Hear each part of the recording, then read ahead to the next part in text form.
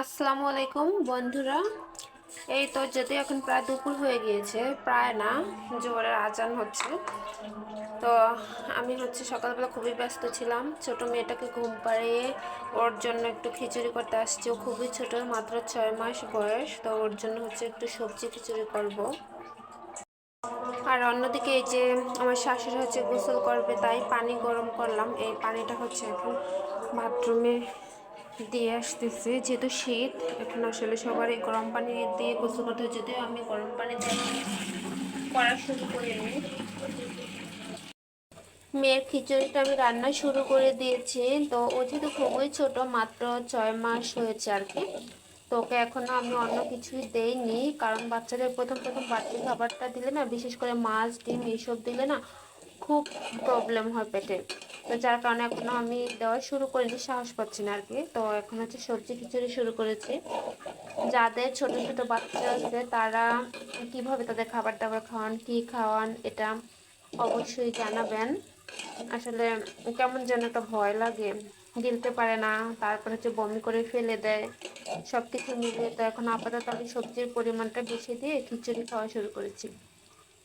আর আমার মেয়েটা মানে কি বলবো আর, সেই ওর ঘুম এত পাতলা, সেই সকাল থেকে ভোরে ঘুম থেকে উঠেছে, কিন্তু ঘুমায় না আর কি, ঘুমায় না। এর মধ্যে এই এখন বাজে প্রায় 1টার উপরে বাজে, আজান হয়ে গেছে। তো এই মাত্র আর কি অনেক কষ্টে একটু ঘুম পাড়াইছি, তাও মানে আজানের শব্দ হবে সে ঘুম থেকে উঠে যাবে, এরকম একটা অবস্থা। ওই বাইরে মানুষ হেঁটে যাবে, সেও মানে কথা বলতে বলতে যাবে, সে ঘুম থেকে উঠে যায়।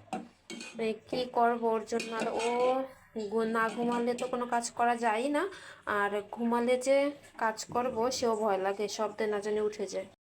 এটা সবজি বলতে আমি শুধু ফুলকপি দিয়েছি, কারণ যেহেতু অল্প খাবার এখানে আসলে একাধিক সবজি দিতে গেলে না অনেক বেশি হয়ে যায়। তো আমি তারপরেও দেওয়ার মতো অন্য সবজি ছিল না।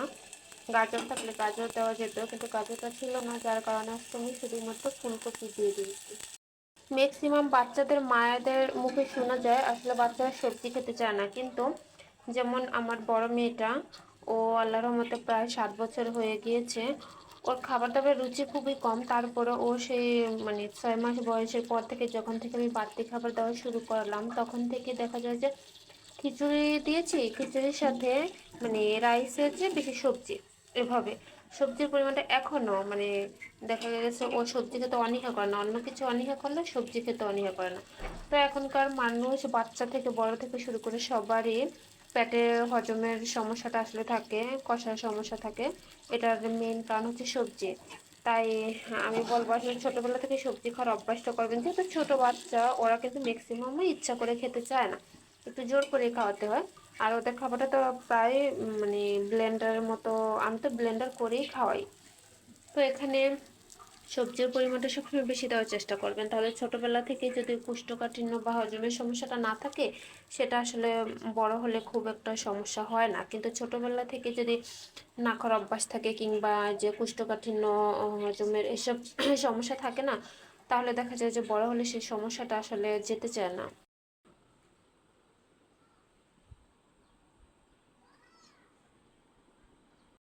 আমার মেয়েটা যখন ঘুমায় না, তখন আমরা চোরের মতো থাকি, মানে চোর যেমন চুপি চুপি ঘরে আসে না, কোনো শব্দ করবে না, ঠিক সেরকম। কারণ ওর ঘুম খুবই পাতলা আর কি।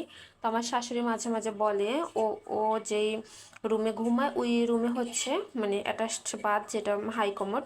তো আমার শাশুড়ি হাই কমোড ইউজ করতে হয়। ও মাঝে মাঝে বলে যে মানে ওর ভয়েতে মানে আমি ওয়াশরুমেও যাই না, এরকম একটা অবস্থা।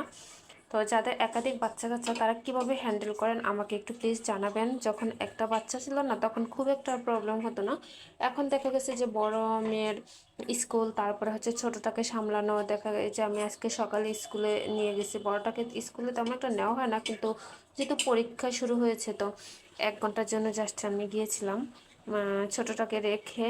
মানে এটা যে আসলে কতটা কঠিন আমার কাছে না, মানে কিভাবে সামলাবো, কি করব, কেউ না থাকলে না মানে হিমশিম খেয়ে যাই।